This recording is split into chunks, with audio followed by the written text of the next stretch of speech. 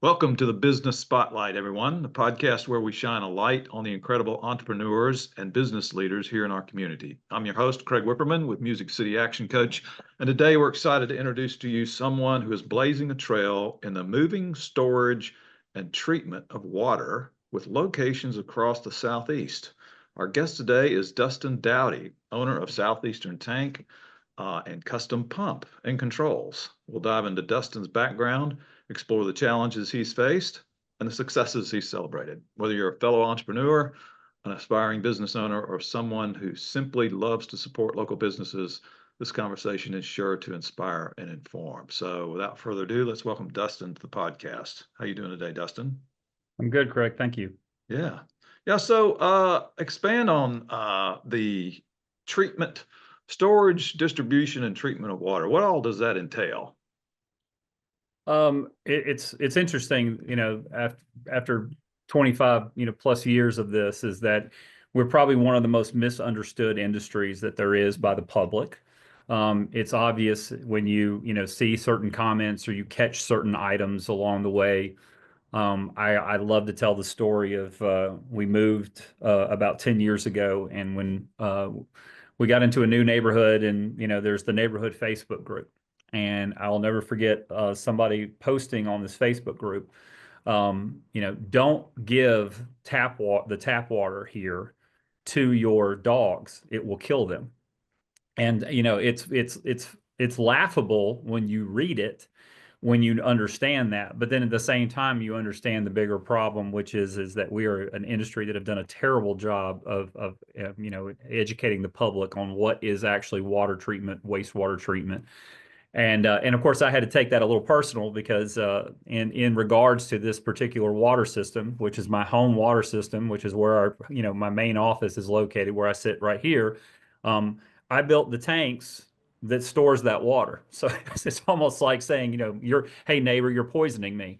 So that is always a fun conversation. But to make the statement is that most people don't understand that water is collected from river, lake, well, stream. It is then treated to make it potable or drinkable. And it moves from a treatment facility via pumps. The water is then stored in tanks. And then when you turn your faucet on, that's where your on-demand water comes from. It's either in a water line or coming from a water tank that is near your house.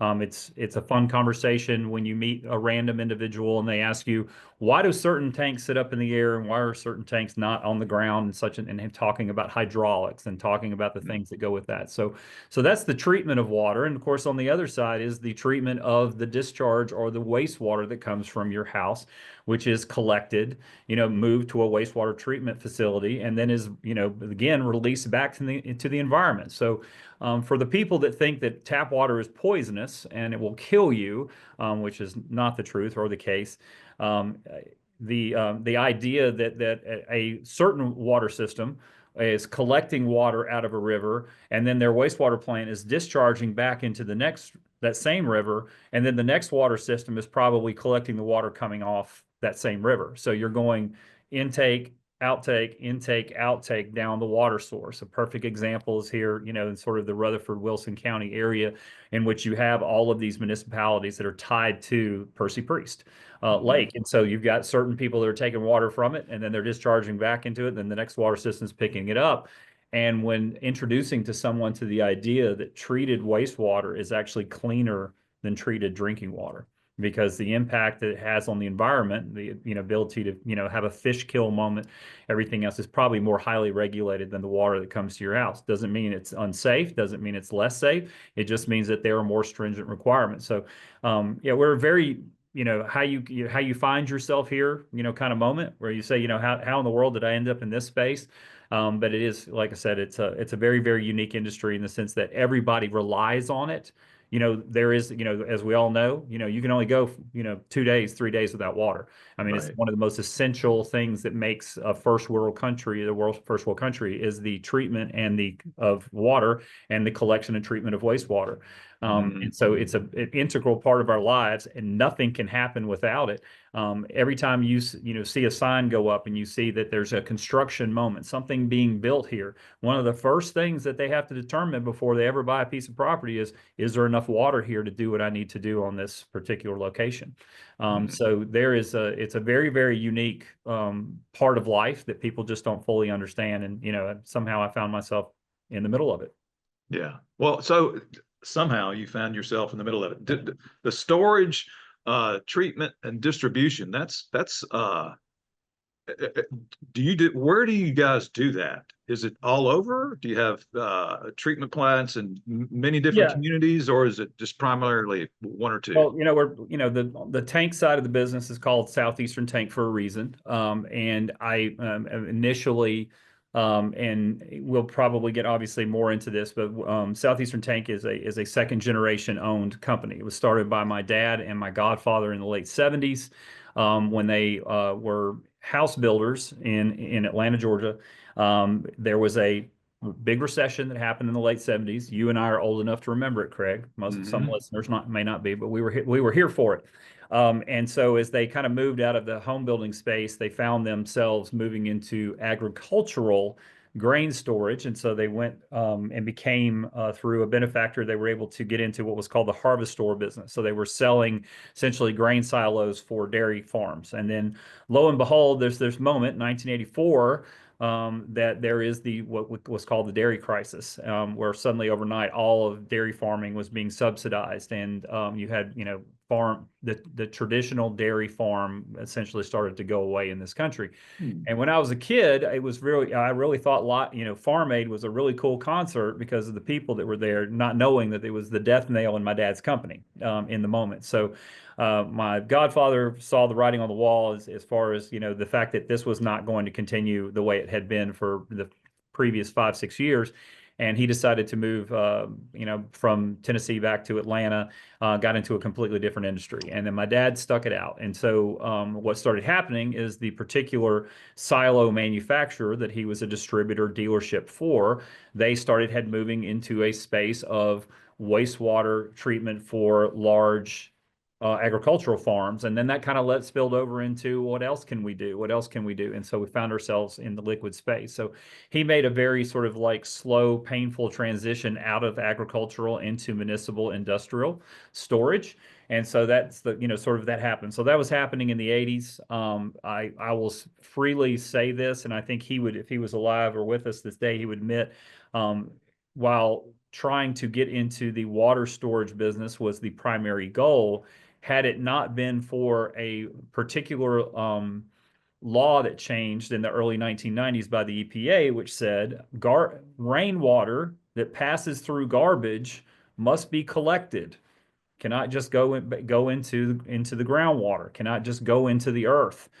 Because one of the things they began to understand is that when you pile garbage on top of garbage over time, there are chemical reactions, there are decomp reactions, there are things that are happening in that garbage over the life cycle of it that can be very, very harmful to groundwater.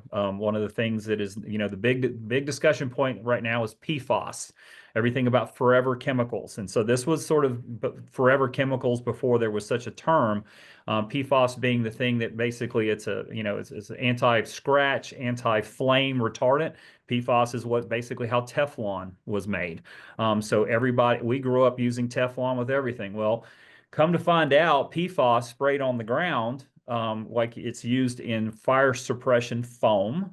It's most common usage of PFAS, PFAS product, I should say.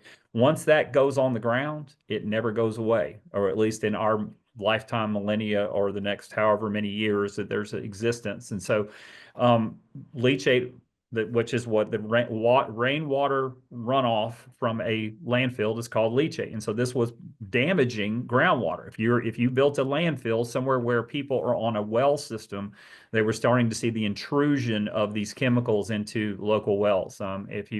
There are movies that are made about this. We all are familiar with, the situation with PCBs with the Hudson River. There's been movies made about that. I can't think of the name right off the top of my head, but these are things that evolve over time. That's why we have an EPA. And so, but the regulation that came down from the EPA when it came to garbage was you have to collect this rainwater and it has to be treated.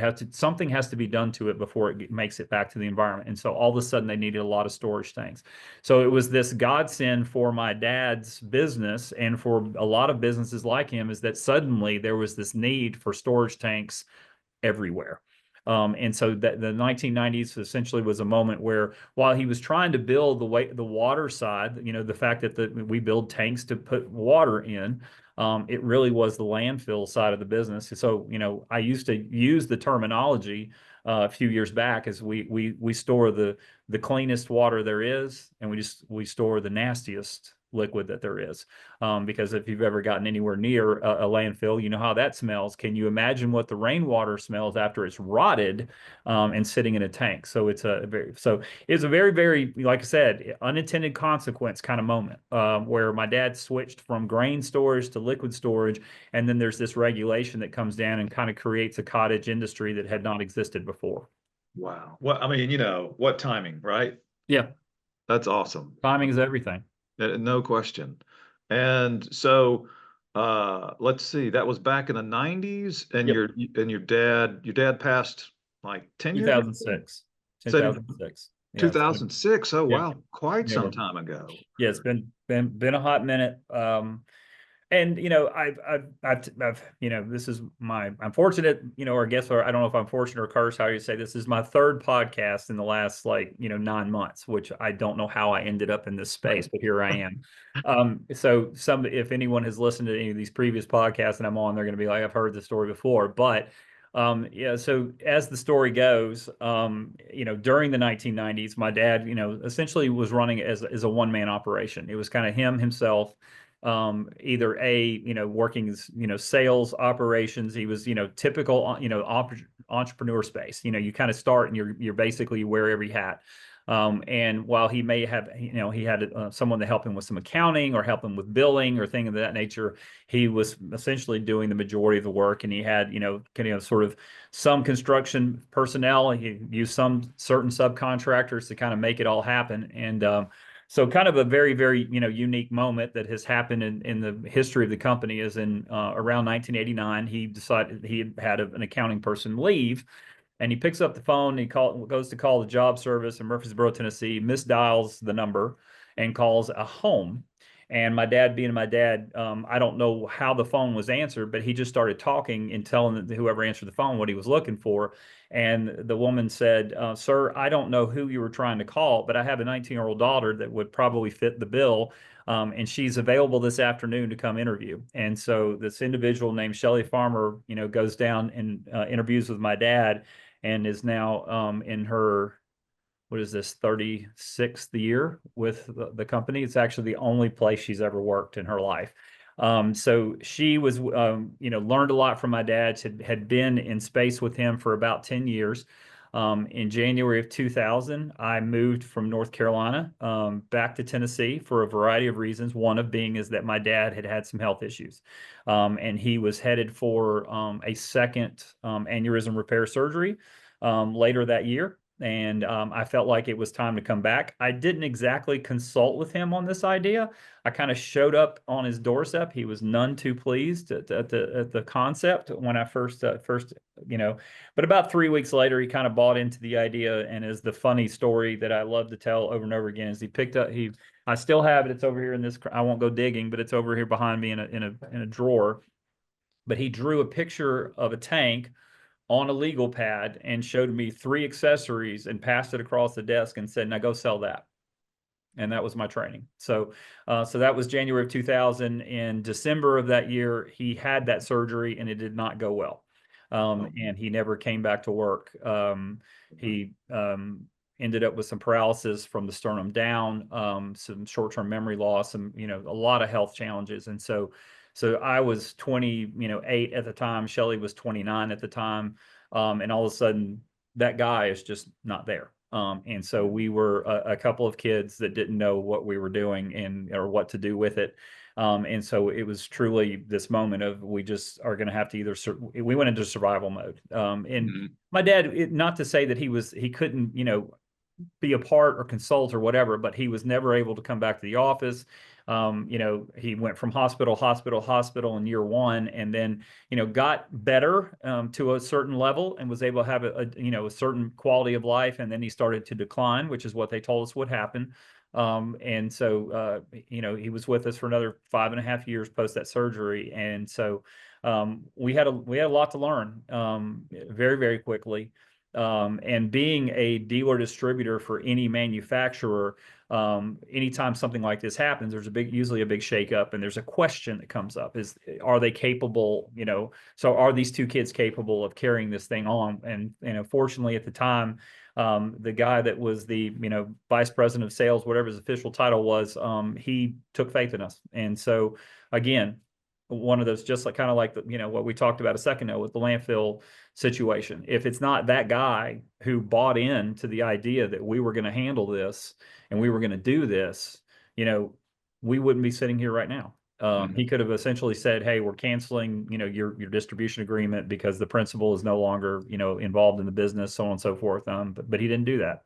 And that, I see that gentleman about twice a year still. He's, in a different company, does different things. And when I see him, every time I see him, I always thank him for that moment. Because he, I can remember where we were. I can remember the table. It was, January of 2001.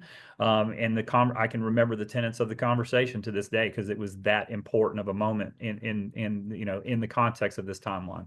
Yeah, fantastic. So you and Shelley took over in 2000, I guess, right? Oh, Essentially. 01. Yeah. Yeah. I mean, essentially that, the surgery was in December of 2000. And, he was in a waking coma for about 30 days, after that. And so, really wasn't, I'll say in a lot of ways, really cognizant of a lot for about 30, 45 days after that surgery. And then, started to make a turn and kind of move hospitals. But yeah, so I mean, if you really think about, I would say that moment in that conversation in Key West, Florida, with Kendall Smith in January 2001 is when you'd say that's when we were sort of handed the reins. Yeah. Then you and your dad passed in '06. And so was it just you and Shelley as partners moving forward? Yeah, I wouldn't call it, I would say that we always use the word partner. That's a really good word. At that time, so essentially when my dad passed away, all of his shares, in the corporation passed to my mother, of which he had gifted us one share apiece. And Shelley got one, I got one, which was a very, very minuscule amount to the Right. overall. But that was to, for anything that was business related, so that we could share that we were shareholders or stakeholders in the business. So it was something he begrudgingly did. He didn't want to do any of that, but we kind of had to convince him and back him into a corner. So you got to do this, or it's going to hinder us moving. So we went through a very, very unique phase, in with that, my dad passes away, my mother essentially, kind of becomes the de facto owner, our majority owner. And so she was not necessarily meddling in the company, or wasn't interested in, being involved in the day to day, so on and so forth. So we kind of kept going the way we were going. It just, we would keep her in the loop, we would keep her informed, but it was us doing our thing. So in this time frame, I'll say that, sort of how we get to here today is that, I was, obviously young and, very brash and in a lot of ways arrogant, but I've always been able to sort of just kind of take an idea and say, I'm kind of going to, bang my head against this wall until I put a dent in it. And so, the company at the time, we had basically had no advertising, we had no marketing, we had no presence, in the industry, except for about, 8 to 10 to maybe 15, engineering clients. Certain entities, like, at the time, they don't exist anymore, but people will recognize the names Republic and Waste Management. So before there was Republic and Waste Management, there were other smaller regional, trash companies. Browning Ferris Industries being, one that BFI used to be a common term that people recognize. So, those were clients, of my dad, but we had no other presence. My dad was not involved in rural water associations in the states that we operated in. He didn't at the time. Obviously, print advertising was big, newsletters were big, all the things that we do digitally now. but he just didn't do that. So that was the era of the 2000 2005 was how do we create this brand? How do we take a brand and put it on the map? And so I had a little bit of a background with that. I'd worked in essentially, had worked in a retail situation, and then I worked for a paint manufacturer at one time, and I was a district manager or regional manager for this company. And so one of the things that part of my role with that was to bring marketing ideas to my distribution stores and help them promote product. So I had enough learned enough and knew enough to be dangerous with it, and started down this path. Was able to come up with a few marketing concepts that really stuck. I have worked with probably at this point, I don't know if it's a dozen or more, different marketing agencies, ad agencies over the years, but every now and then we hit on something, and it would catch on. And so, but the other thing was I dedicated myself to being the face of the company, going out. I was traveling 4 states by myself. I was gone usually 3 weeks out of a month, Monday through Thursday. I attended, every state trade show. Then there's, multi-state shows. There's national trade shows. There's all the things that I immersed myself in, and to get to know people. And it was a very, very unique time in your life, because what I found is that in this industry, which is really, made up of 3 components, there's the supplier contractor role. There is the consulting engineer side. In other words, you've got the guys that essentially help utilities design their expansions or deal with their help, work around their problems, change things. And then you have the actual utility. And so you've got to, if you're a supplier contractor that's trying to get a product specified, you have to know both of those entities. You can't spend all your time just in the engineering community. You can't spend all your time just in the utility side. You have to devote equal time to both. So, but it was very interesting during that time where, and I think this is a generational thing that gets passed down from, every 15 years, which was, I was 30 years old, and I'd go into an office and I'd sit down with a senior engineer, and anybody that was basically over the age of 45 would look at you as you don't know anything because you're too young. And so that was the first thing that I first, realized that I had to overcome. Like, how do I get to be a subject matter expert? How do I, learn more about our industry so that I can have these conversations and I don't come across as I really don't know what I'm talking about, or I don't understand certain things. I had some background in coatings, paint and coatings, so I understood certain things and could speak to certain, competition that we had. But it's something that made a huge impression on me, and it's something to this day that I'm very, very cognizant of.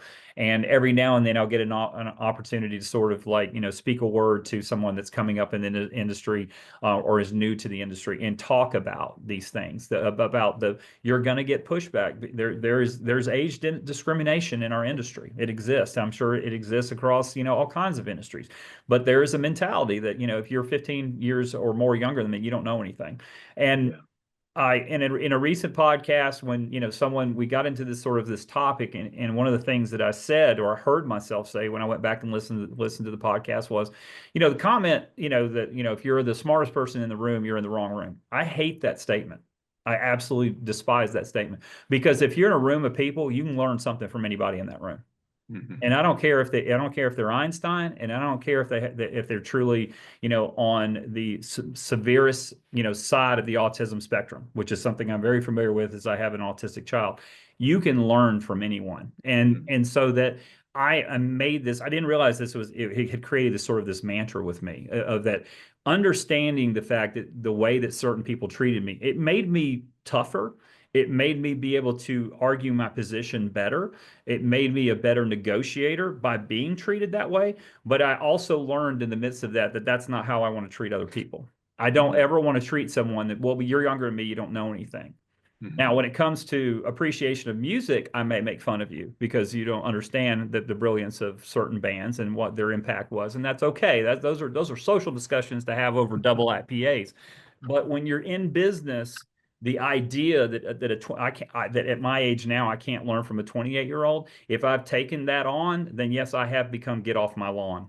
Yeah. And I'm going to start reverting. As a, if I'm not always learning, like right now, what is the thing that is, that we're all being challenged? Any entrepreneur, any business owner, any VP of whatever, what are you being challenged by? How are you going to utilize AI to leverage you to da da da da? So I can let other people do that, and I can refuse to go down that path, or I can learn enough to be dangerous, have somebody show me the way and sort of guide me, but use it in enough, in a conceptual fashion, just to see what it does and what it could do. And if I don't do that, then yes, somebody is going to pass us by, because the moment I dig my heels in and say, well, I'm the smartest person in the room. That mentality, I never understood why I hated that comment. And then one day I heard myself say, why? Because that mindset that I can't learn from somebody that isn't, quote, smarter than me, is really when you've gone to tunnel vision and you're not. Dude, that is such a great point. I've heard that saying before too, and I haven't really, considered that twist. But that is just a great perspective to I, have, you know? I, if I was ever to trademark something, it would probably be that, Yeah. because I heard myself say it and I was like, here's a perfect example. This is, it's on the topic, water, wastewater. Okay. One of the things that's become very common in the housing industry is called decentralized wastewater. How do I build a neighborhood somewhere where they don't have actual wastewater collection force mains for me to discharge the waste from these houses? So one of the ways you do that is you go back to the old septic concept. In other words, you put in a septic tank. But what you don't do is you just don't allow it just to be a septic tank. That's what they're huge in Florida right now, where there's a conversion moment where people, essentially municipalities, are essentially saying you have to get rid of your septic tank, has to go away by 2030. And so what they're doing is they're converting residences over from septic to sewer, meaning your septic water, your sewage water, is not just going into a concrete box in your yard and basically hoping that it works out. That's how septic works. The problem is over years, there's enough H2S gas that's built up, which will eat just about anything, including concrete. You're seeing that you're getting a leaching moment where this waste is getting into the groundwater again. So similar to the same situation in landfill. So this big push in the industry to get everybody tied into some level of centralized wastewater treatment, or even decentralized wastewater treatment. So, the neighborhood I live in, I've got a septic tank, but the actual water of it actually goes to a centralized plant and is treated, but it's collected actually in a septic moment. In other words, I've got a septic tank in my yard.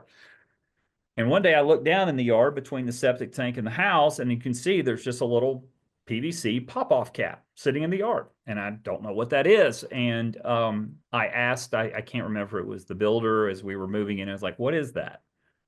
And the guy says, I don't know. He said, I'll talk to the guy that, our contact with the wastewater, collection department. And he came back and he said, that is a pop-off cap, so that if whatever reason, because your septic tank is designed to, discharge, the effluent water, that if it started to back up, instead of the waste backing up into the house, it will pop off that little cap and the waste just goes out in the yard.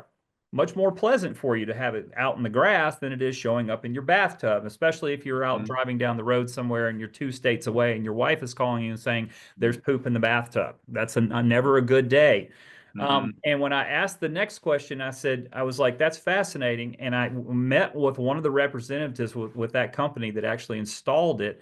And I said, I've never seen this before. This is fascinating. He goes, yeah, the guy that came up with that is 19. We were installing one day in a neighborhood. We were going lot to lot to lot. And he said, what happens if this thing fills up and backs up into the house? And they said, well, poop comes up in the bathtub. He said, well, why don't we put a pop-off cap out here and it'll just fill out in the yard? So there's your moment. He's not the Yeah. smartest guy in the room, but Yeah. they learned something. And this is not a small company that installed these. And that became their standard operating practice, was to put off that pop-off cap and everything else. So yeah, you can learn from anybody. Yeah, there's no question, and that companies that encourage feedback, input, engagement, ownership from everybody in the business, including, the frontline guys who are out there doing the work every day, are the ones who evolve and change and make things better because they're, the guys sitting in the ivory tower don't necessarily know the Mm-mm. best way to do this or that. They might have a strategy, but they might have a general direction, they might have some general knowledge, but when it comes down to it, the folks who know how to do it are the people who are actually doing it. And if you can engage them like that, you're off in the right direction. So tell me then, Dustin, you and Shelley have been doing this now for almost 20 years. It's safe to say 20 years, right?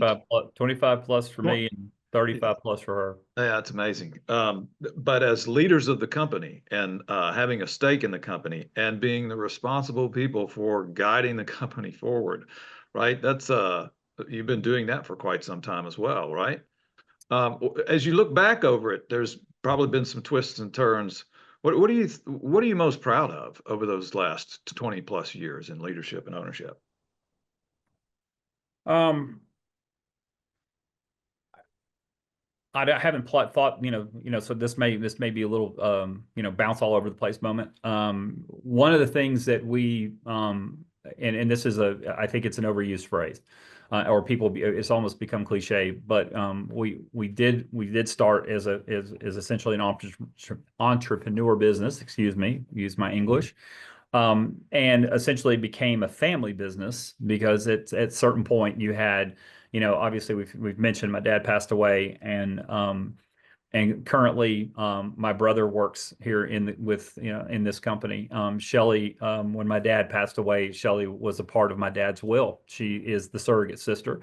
I have an older sister who has never been worked at the company, been involved in any way, but she is also a shareholder.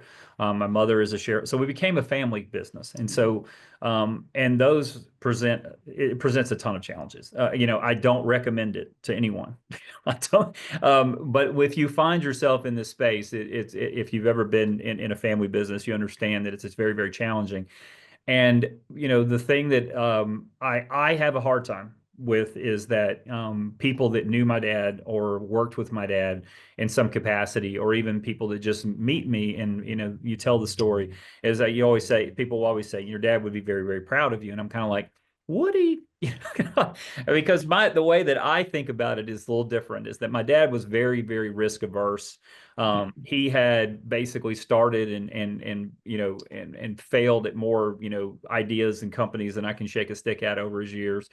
But by the time I came along and he'd sort of reached that sort of moment in his life where he was, in same age I am right now, in his essentially, early 50s, when his world transformed, as we mentioned, in the 90s. Mhm. And he saw me and looked at me in a certain capacity, and had me pigeonholed as I was only capable of doing certain things. And I never understood why we couldn't see eye to eye on concepts or things of that nature. And then one day, one of our fellow distributors, where we had same dad's the same age, the two sons coming up in the company, and that dad said to me one time, he said, when you've changed your child's diaper, it's hard to imagine them knowing something more than you do. And that was a perspective moment for me that I was able to let go of a lot, where I was able to say, so if I think about when you'd say when I'm proud of me personally, was the fact that, I was able at a certain point to understand that my dad and I, being very, very similar, were not the same person. We were never going to see eye to eye on every concept. And the fact that, I did not have to necessarily live, with his passing, it was kind of like it was my moment to shine or my moment to fail. And so if I think about, when you think about proud moments, being able to convince, the manufacturer at the time to stick with us in 2001, sort of being able to take my dad's passing and all of the complexities that came with that, and in becoming the family business and sort of making it through, especially considering the years, because as we all remember, 2007, 8, 9, not real good business years. We found ourselves in a lot of situations where, because we're tied more to the tax economy than we are to the retail economy, we were doing fine 7, 8, even into 2009, and then 2000. By the time we got through the end of 2009 and 2010, you know, essentially the industry had just shut down. Mhm. You know, we're in a similar moment now where you had the government was going to come in and give out all this money, and all it did was basically cause everything that was going to be done to be slowed down because there was a different funding agency that came along. And so we sat at a very, very precarious point. When I talk about, again, being some of the proudest moments, um, you know, we were kind of strong armed into building this building on because the land had been purchased and they wanted, we all know what happened to real estate holdings during those years, and they really wanted us to sort of move forward. We ended up building this office essentially committing to building the office in 2009, building the office in 2010, when, you could barely get a building loan for anything at that time because there were so many banks that were damaged by the mortgage and the lending crisis. And, we operated essentially at a loss in 2010 because we had to pay out of, operations how much more the building cost than what the bank could loan us. Like when the Mhm. bids came in, the bank said, "Well, I'll loan you this," and it was 25% more. And so we had to essentially, by then it was too late. We had to move forward. So we did that. And that led to a certain moment, a certain day in which you know, first quarter of 20, or maybe the either the end of 2011, first of 2012, we got visited by our bank. They were not real happy with where we sat. We were basically at a maxed out credit line. We were, banks were very, very hyper in the moment about what would they call non-working entities. It was a phrase I'd never heard before. Whether it was a bonding company or if it was a bank. And so you had a situation where you had my mother as a majority owner in a situation where they were like, but she doesn't work there. And what they had seen during essentially the mortgage crisis, particularly with home builders, anybody that was involved in sort of that surge that happened, over that 10-year period from about 97 to 2007 that led us up to that moment, was that you had, companies, they had everything in their wife's name or their mother's name. And when things got real bad, they cleaned out their bank accounts, they left the country and they left the bonding companies and the banks holding the bag. So Wow. they got real, like how you were structured became a big issue. And so we went through a very, very difficult transition of getting all of that sort of reworked to sort of where we ended up today. And it was a very, very scary moment to say that, and even though I wasn't necessarily, running all of these decisions and everything didn't fall on me per se in the moment, we were lining ourselves up very quickly with being the typical 80%, which is second generation companies fail about 80% of the time. And so the fact that we made it through that moment and then we sort of turned, it was at that, during that, time frame between 2012 and 2015, where, I started to started changing roles. I started, being less sales minded, more management minded, more, strategic minded, that I needed to become the more leader instead of, Shelly kind of did her thing. I kind of did my thing. We'd added some people along the way. We were kind of doing our thing, but it was like what I realized that there was a lot I didn't know, and I needed to figure out what I didn't know because I didn't know what I didn't know. So I joined a, essentially a business roundtable group, and probably spent the first 3 to 4 years in that group basically arguing.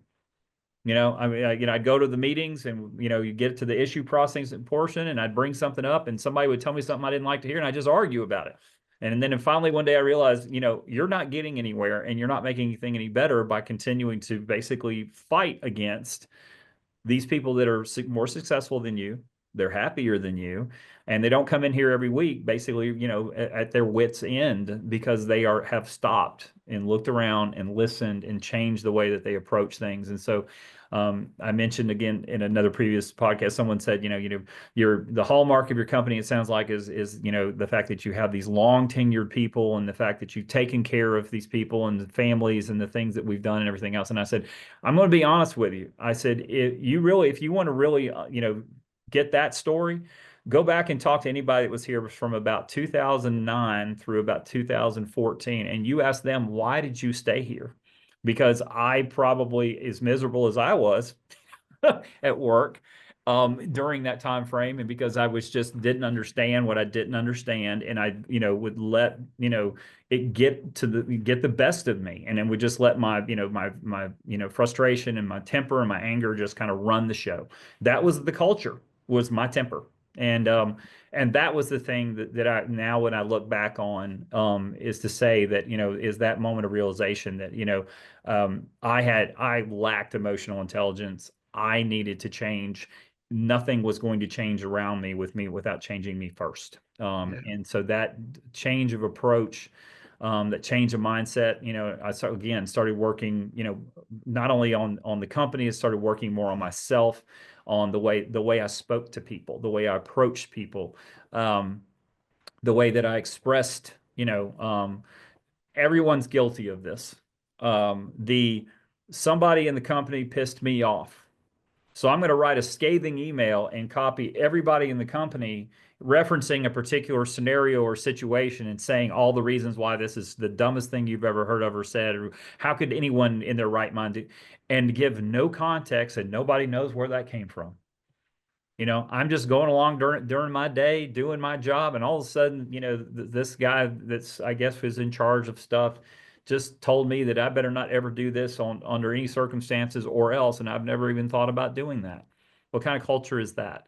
Yeah. So, if understanding that, and I hate cliches, and I hate, certain things like that, but the comment that culture is king, that culture beats process, or culture is, is everything. All those things are true.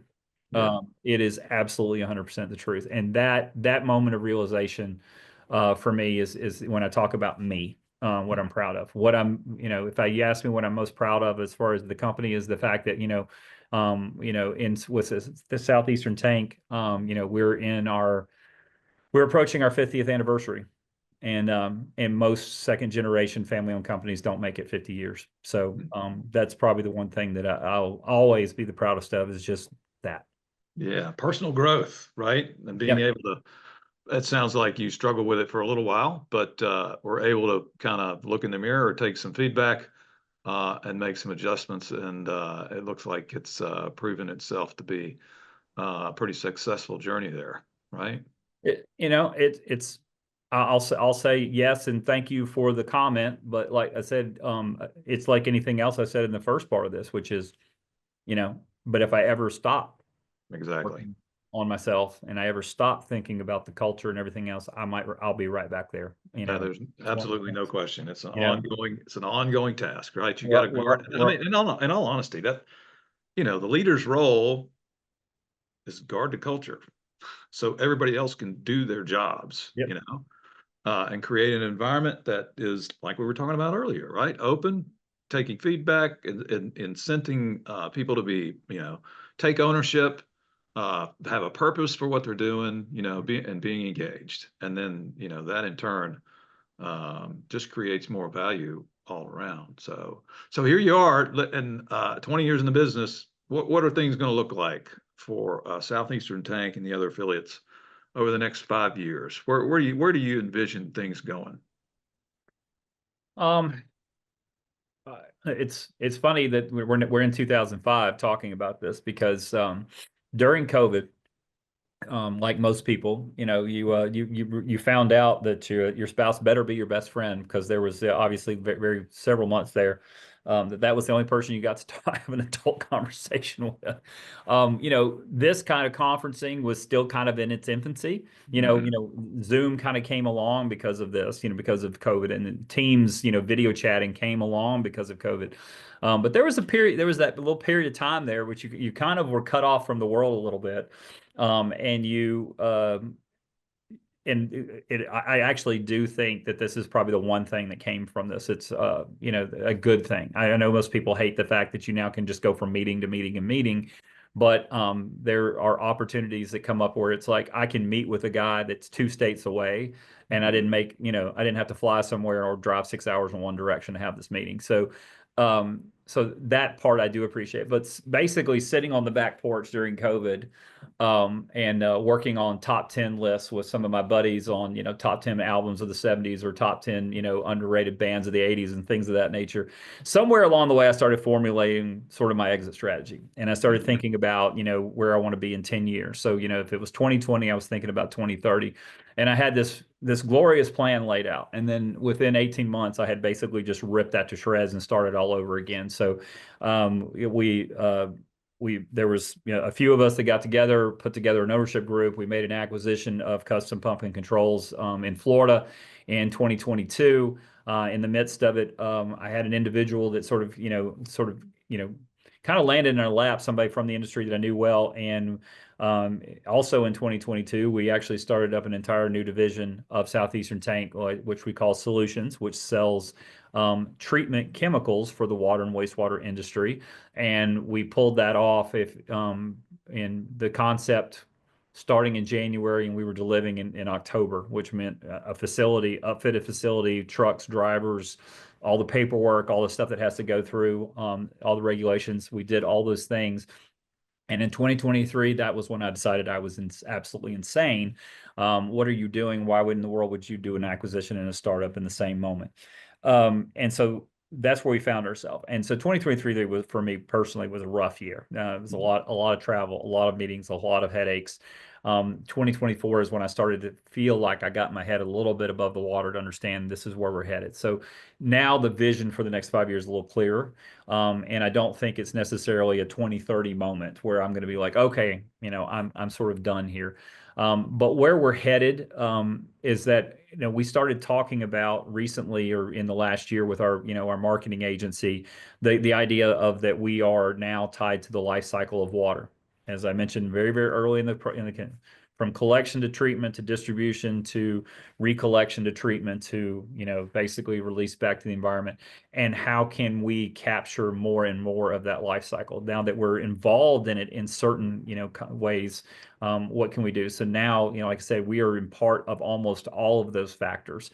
And so the growth moment, as we see, is that while we have traditionally been a specialized general contractor that built certain types and certain capacity storage tanks, then it became, we got slightly a little bit involved in the treatment of water with certain equipment, and then with the chemicals, and then the movement of water, whether it's custom pump controls or partnerships that we've made with other pump companies.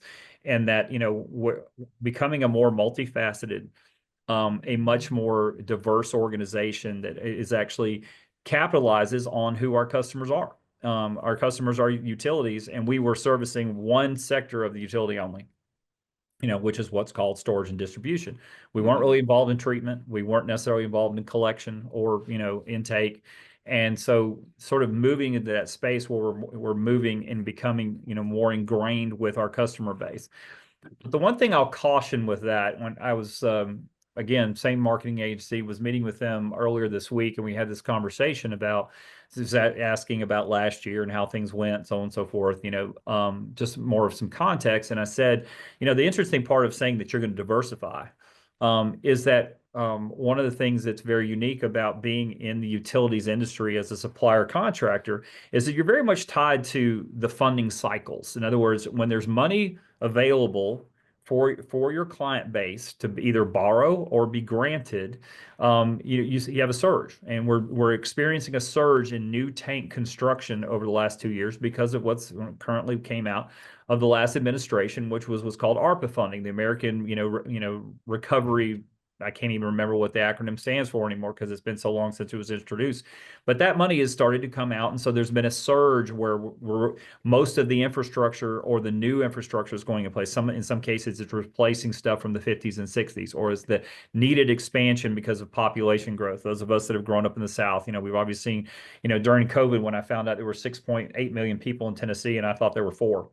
Because the health department would put out the numbers of, here's the population, here's the number of cases. I'm like, where'd these other 2.8 million people come from?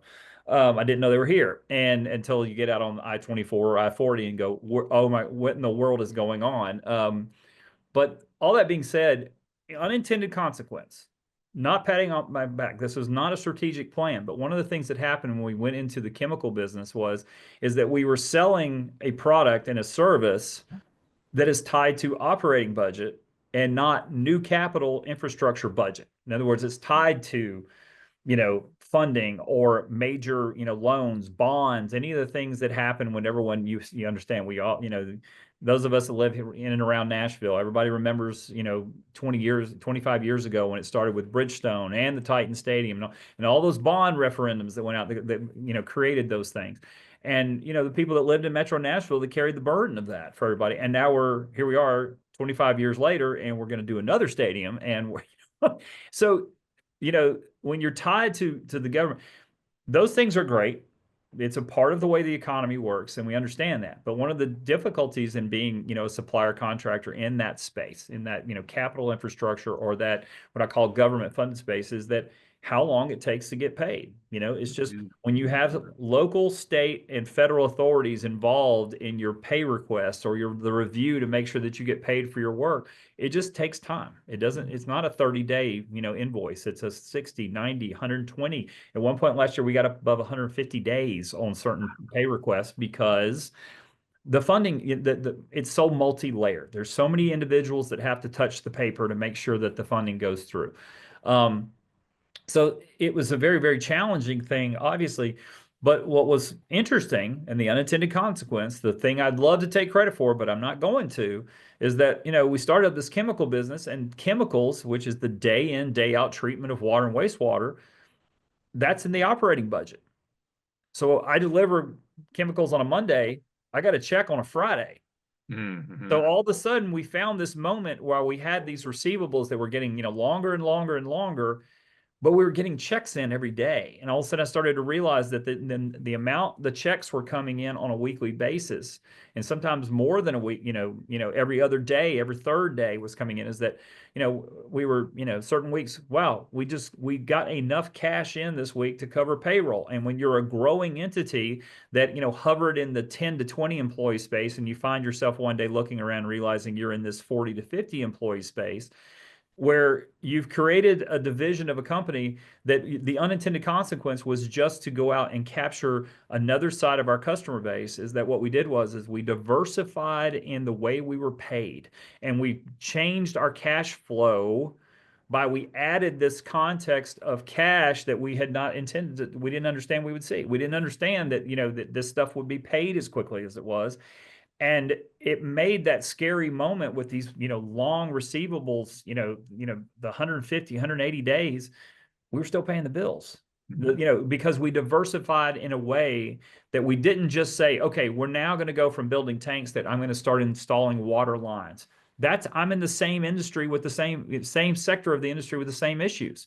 Water line expansion is a part of the government funded, the loan, the bond, that part of the industry, instead of looking at what if I became an operating type supplier.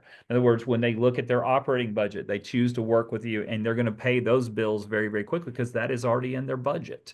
So I didn't realize that that's what we were doing until we did it. It was just, that was the context of the people we had in-house that had the expertise, and we were able to take that and create this division. So I never thought about that until probably in the last 24 hours, where I was like, wow, that was the unintended consequence of this, is that we really, really diversified the way that we were able to operate and be able to think about expansion over the next 5 years, because now we've created different layers of payables, receivables, and revenue streams.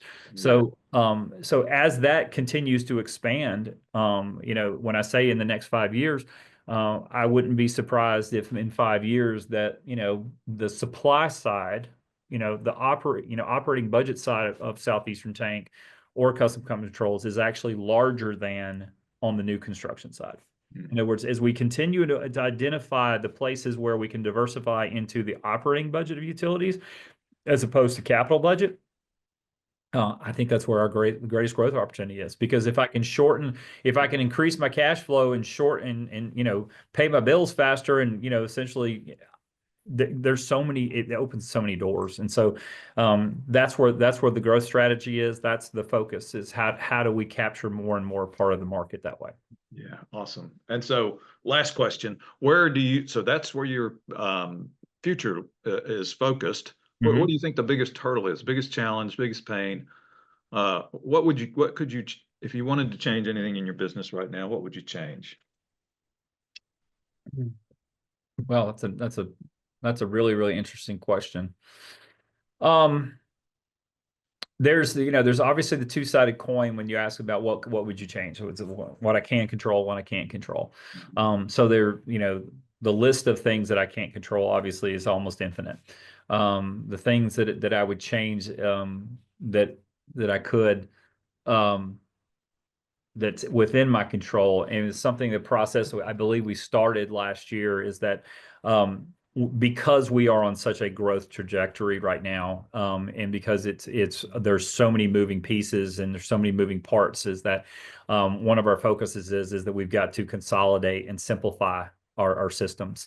When you're young, fledgling, when you're a small organization that's becoming a medium, size organization, I don't know at what moment we cross over, we're officially a large organization. I don't know how you define that anymore. But at what point does what you're doing hinder the way you're doing it? If you had ever tried to tell me that, that we would be looking at a point where we actually need an ERP system, I would have been like, that's for, that's that stuff on when you watch golf tournaments, and they're talking to those CEOs that are, sitting with 5,000, 50,000, or 500,000 employees. They're not talking to me. But changing my goal is really, as far as the thing I know that I can control and change, is to continue to always provide better systems, better structure, and better access, so that makes people's job easier. The job itself is hard enough. Being able to basically keep customers happy, to do the right thing, to keep up with your core values, that's challenging enough. Don't make my day-to-day work hard. In other words, on the company side, on the internal side of the business, for example, I've interviewed, I don't know how many people in my career, and I'll meet somebody that starts talking to me about, when I worked at so and so, and I had call reports. I'm like, I'm not listening to a call report. I'm not going to spend any length of time listening or reading a document that tells me that you went to see so and so today and so the next day and everything else. Why burden? Why would I want to do that if what I can do is look at somebody's expense report and say, oh, they're active. In other words, why make it harder than it is? And so, in all divisions and all companies and everything else, that is always one of my goals, is that how can we, and this is the mantra that I stole from the $6 Million Man, another thing that you and I remember, and most people won't listening to this, is better, faster, stronger. Is what we're doing, and what can I control to make us better, faster, stronger today, this week, this month, than yesterday, last month, or last year. That's the part that I want to change. I'm always wanting to change that. And I know that's, seems like a vague sort of, out there, subjective answer, but it really is more of a true focus, thing that I look at on a regular basis, is that am I making it easier for my people to be able to do what they're good at? Or am I creating just more layers of bureaucracy? The same thing that makes me mad because I can't get paid for a job that I, built 6 months ago because there's so many layers of bureaucracy. Am I creating the same problem within my own company? If I despise that out here, but am I creating it in here? And I used to get, that was, we mentioned a little while back, just some of the things that I, talked about, some of my anger must be like, this is the way we do it. And the first time somebody would blow it, I'd be like, like, I can't believe you did it that way. I can't believe you made that mistake and everything else. I'm like, well, when you realize is that, I kept changing and layering stuff, and I was making it hard to work. It was harder than it should be. Don't make it hard, in other words, we all have certain responsibilities. We all have certain table stakes, and there's certain data and certain things that have to know. But do I really need to know that somebody had lunch with this client on a Tuesday 3 months ago. No, I don't need to know that. Right. The Right. And numbers, that's, the metrics is, and the data is what tells you the story. I mean, I had a guy one time, I noticed that his expense report, his expenses basically, they were averaging $500 to $600 a month, and they suddenly went to like 100. And so I, contact this person, and asked him, I said, what's going on? Anyway, it turns out his dad was sick. oh, And he wow. had two half sisters that wouldn't pitch in and help. And he was basically had just, and I said, I understand the moment you're in. I lived it. I lived this with my own dad. But I would, but what I would have asked, that how you would have done this differently is to tell me the situation you're in. Don't let Mhm. me find out. But, Yeah. like I said, it was very blatant obvious because the data existed there. So change again to me is that change is always hard whenever you do it. So what I've learned is that you can only apply change at the speed in which your passengers are willing to travel. You Mhm. cannot just press the gas and expect everybody in the car to enjoy the ride. It does Yeah. not work this way.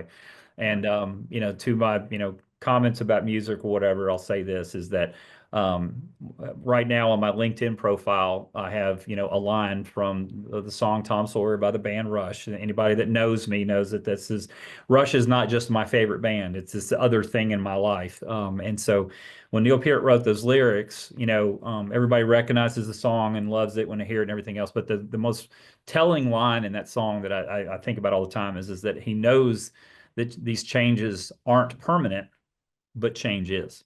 Mhm. So the moment you think it's time to stop changing, you're going backwards. Yeah, no question. I always say evolve and change or die. Now that's pretty, black and Mhm. white, but it kind of gets your attention. Yeah, You know what I it mean? does. Well, I mean, perfect example. Have you ever been to the former Kodak facility I have not. in East Tennessee? In Johnson City Yeah. or Kingsport, I should say. I've never been there, but I It know is one of the most massive entities, man-made entities you will ever see. yeah. And the thought that it's now broken up into probably 100 different little companies that operate in these spaces, that Kodak, this brand, this thing that was so huge and massive, and like I said, there's some point in the town where you're sort of at the bottom of the hill looking up into the entity. It's mind blowing how much just space that covers, and there's nothing, there's no film produced there anymore. Yeah. It is. And it's like you said, adapt or change and die. Hmm. It's happened. It's happened to a Oh lot my of gosh. companies that they did not adapt and they did not change. Blockbuster, we all know that that's the current one. They could have partnered with Netflix and they didn't do it. And guess what? There's one Blockbuster left in the entire country. Exactly. Um, yeah. Yeah. No, I I mean, listen. I pay attention to that stuff when people when yeah. that stuff comes along because you can definitely pigeonhole yourself into complete failure. Right. Well, Dustin, man, it's been a pleasure having you on and engaging in such a, intriguing conversation, man, hearing your experiences and then talking about where you guys are at and where you're headed. I wish you the best of luck, man. And again, thank you for being on the show. I appreciate the opportunity. I hope it was worthwhile. Oh, it absolutely was, man. Thanks. Have a good day, man.